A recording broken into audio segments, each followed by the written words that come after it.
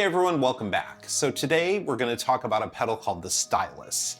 So this pedal is one of those almost warmth pedals. So it's supposed to give your sound like an analog warmth. It's supposed to add character and maybe some tape saturation, that kind of thing. It'll also add noise, so it's almost like it's being played back off of an old vinyl record. That's the concept. Now, there's a bunch of pedals that do this kind of thing, but this particular pedal I found interesting for two reasons. One is the controls were very simple on it, and number two, the price was very good. It's like 160 bucks used.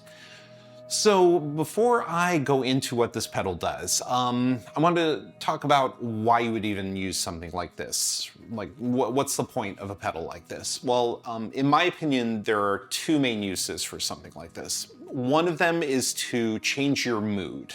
You know, like change the tone or the vibe of the audio. So for a particular moment where you're trying to emphasize it, you know, you kick something like this in and it would be cool and would, you know, maybe change how the song feels at that moment. But I actually think there's a second use for this type of pedal that's much more important, at least in my world, and that is I use pedals like this to tame a harsher pedal. So one of my mood pedals, like the Mark I mood pedal and also the Super Ego, those two pedals are really harsh and kind of grating to my ear. I don't love how they sound without some help, and with help they sound amazing.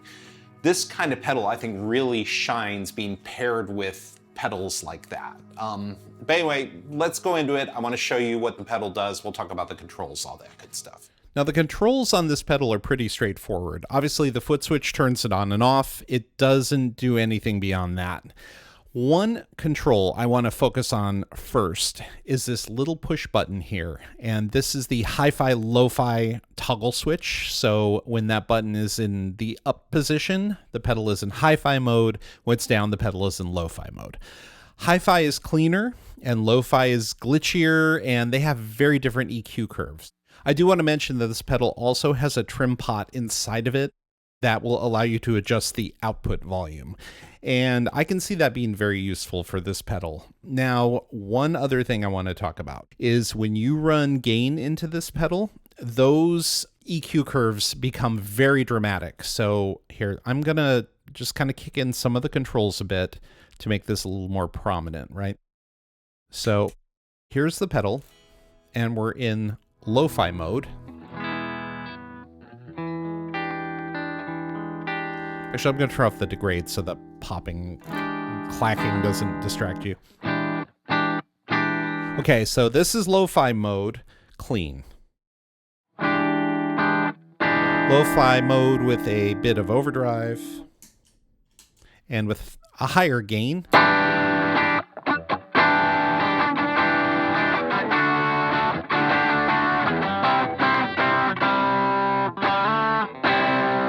Now, this is what it sounds like without the stylus on with that high gain.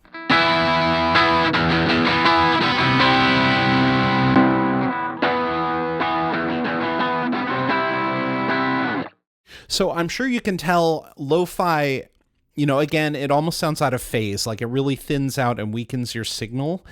And when you have high gain on, it's very, very noticeable. Now, check this out. We're going to go into hi-fi mode. So here's hi-fi mode with some higher gain. Let me turn off the pedal.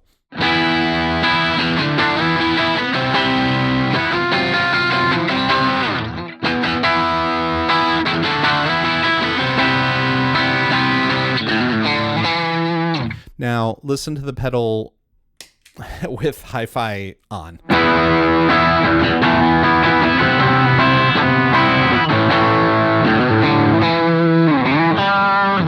So, just so you can hear it. Okay, so I'm going to have us in hi-fi mode, and I am going to only have the Warble knob enabled. Let's talk about that. So the Warble knob is the amount of vibrato. It doesn't adjust the speed, and it doesn't seem like you can actually adjust that. It only seems to adjust the depth. So let's get that high gain off. We're just going to go, again, very clean guitar here.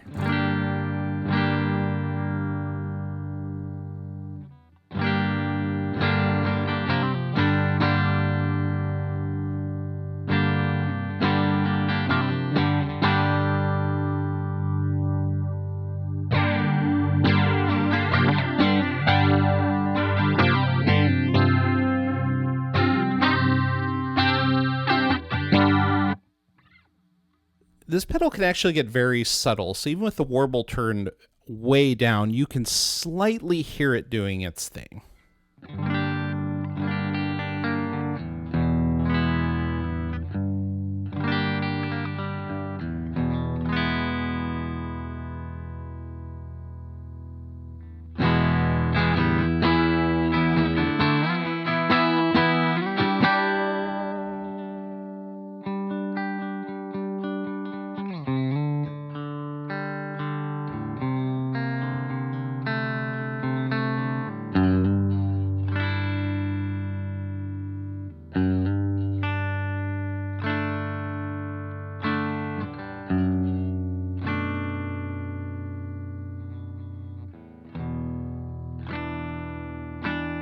Very, very subtle. Now, really quickly, all these knobs interact with each other significantly. So just keep in mind, I only have the warble knob turned on. Now let's listen to lo-fi with the warble.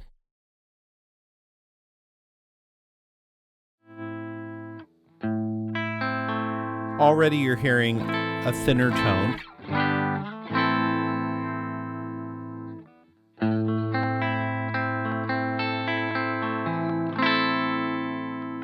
Now, do you hear those glitches and crackles?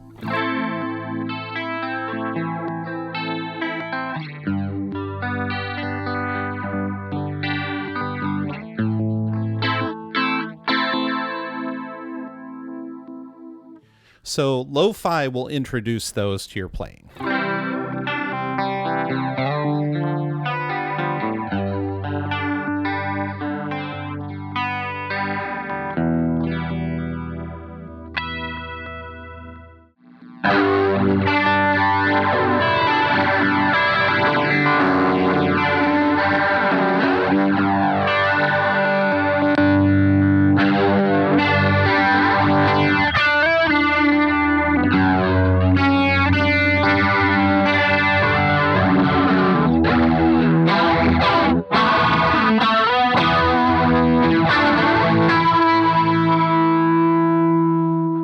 So I'm going to leave the warble knob cranked up while we check out the saturate knob. Now, the saturate knob gives the pedal grit and analog character according to the manual. Now, I just want you to hear what happens as I turn that knob up. So once again, I've got a very clean sound.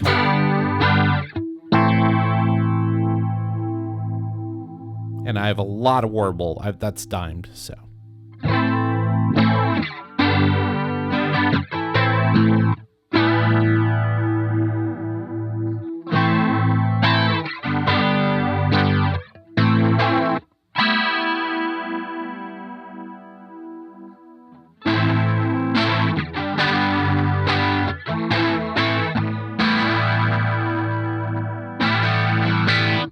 Now you'll probably notice when I crank the saturate knob, I'm getting some distortion. So now let's try out lo-fi.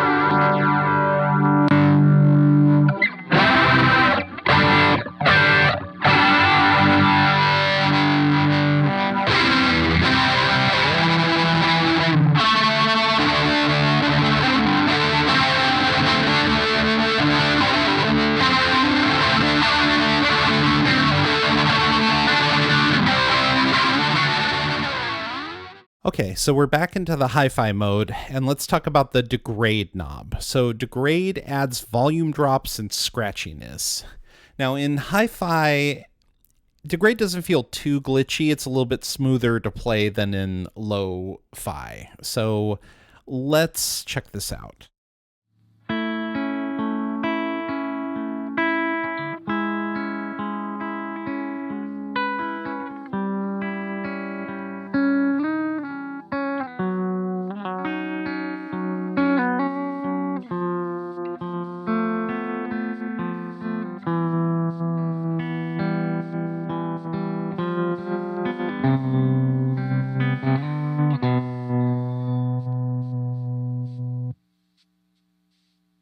And then obviously if we throw some distortion on here and have everything cranked, you're going to get it some interesting sounds.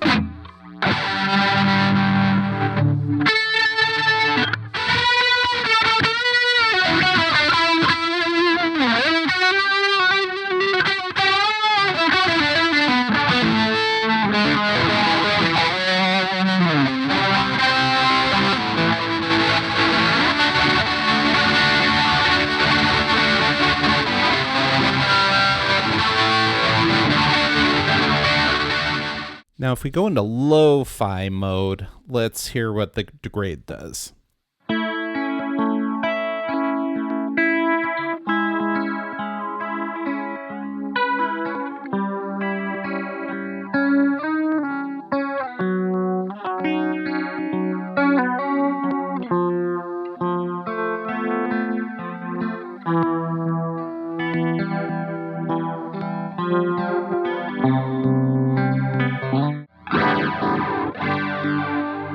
And when you kick in distortion with everything dimed like this on lo-fi, you really notice that loss of power kind of out of phase feel to the playing.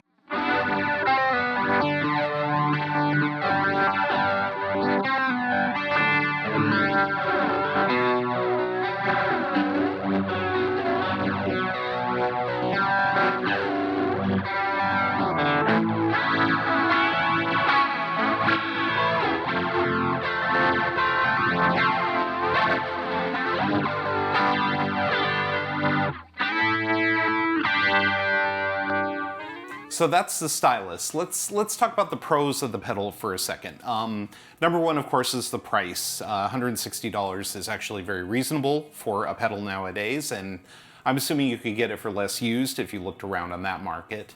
It sounds really good. I think it does what it says it's supposed to do, which is it's gonna give your audio that kind of warm lo-fi sound. And you know, it has a lot of, I guess, different ways to dial it in, so there's different sounds. It has enough variance at range to make it interesting. I would also say that the controls are simple, so that allows you to play around with it and not have to always go back to the user manual. I think that's a big bonus, especially as your pedal board gets larger and you have more pedals. There's a point where you start, trust me, at least for myself, I start forgetting what the hell things do, and so simple pedals are becoming more important to me lately as my memory slowly dissipates. The pedal has low power requirements, so I think it's 80 milliamps at 9 volts.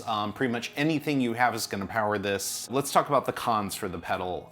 That lo-fi hi-fi switch, I do not love that. I actually would prefer there was a better way to tell what mode you're in, because you can't really tell by looking down, so you just have to either feel it or you have to remember what mode you're in. I don't love that. I wish the LED would, you know, maybe the light color would change or something depending on what mode you're in. I think that would be a good way to get around that. I do think this pedal needs a tone knob or a blend knob, or even both. I know that type of thing would make the pedal more expensive, but I do feel like the Stylus, its EQ, the emphasis it puts on certain frequencies can change your sound a lot. And I think you need a way to be able to manage that and maintain it a little better. So I think that type of knob would really benefit this pedal. Should you get this pedal? Let's talk about that. If you're using the Stylus for the studio, I think it's definitely there's a lot of use for a pedal like this in the studio. As I was talking about before, you can use it to tame other pedals. You can use it to create these moments where your entire mood, your entire vibe changes. That's quite powerful. And in a studio setting, you have a lot of control over how that pedal kicks in and what it interacts with. And so I feel like that's a good lead into live usage for this pedal. Should you get a pedal like this for live use? And by the way, I'm not just talking about the Stylus when I talk about this. I'm also speaking about all these pedals that do this kind of thing. So for live use, one thing I do want to mention, you have to consider that when you have a pedal that's going to take the sound of your instrument, if you're a guitar player or bass player, whatever, right? It's going to take the sound of your instrument and it's going to change the EQ curve dramatically. That could bury you in the mix, or that can make you disappear, or it can make you very obnoxious and cover someone else that you don't want to cover. So you need to keep that in mind. Most live shows I've been to in my lifetime, the sound has been terrible. There's resonances all over the room. Half the time the sound person's checked out, not all the time, but half the time. Sound person's checked out, doesn't give a shit, and people are wearing the world's worst earplugs, okay? That's half the shows I've been to, and the other half, have they really been that much better? I don't know. So for a live situation, when you kick this thing in, what's gonna happen to you? I mean, are you really gonna know how the room is going to handle when you do that? Are you really gonna know how the sound engineer is gonna handle when you do that? Are they even gonna know you're gonna do that? So obviously if you have if you're a big band and you have a dedicated sound person, you know, okay, fine, like that's not gonna matter, you'll have that all scripted. But if you're just a normal musician, you probably don't have that going on, and that means this thing could be problematic. So keep that in mind when you buy something like this. It may not make sense to get a pedal like this, or you need to think in advance of a way to deal with the problems it's going to cause. So anyway, should you get this pedal? For 160 bucks, and if you need something like this for what you're doing, yeah, I think it's good. I think it's a good price for what it does. I would buy it for that. If my budget were higher, I would probably A/B it with the Solid Gold Effects NU22, because that's a really good pedal and it has more features. But again, now we're in that world where the more features you have, the more expensive things get, right? So thank you very much. I appreciate you watching the video. Please hit the like button and subscribe and all that good stuff, because I really need help growing the channel, and that kind of thing really, really helps. There is an album that I am dropping soon, and I know I keep saying this, but I want to drop it hopefully in the next couple of weeks. I'll be talking about that, and buying that music is the best way you could support the channel. So I'll talk more about that later. Anyway, thank you very much, my friends, and take care. Have a good one.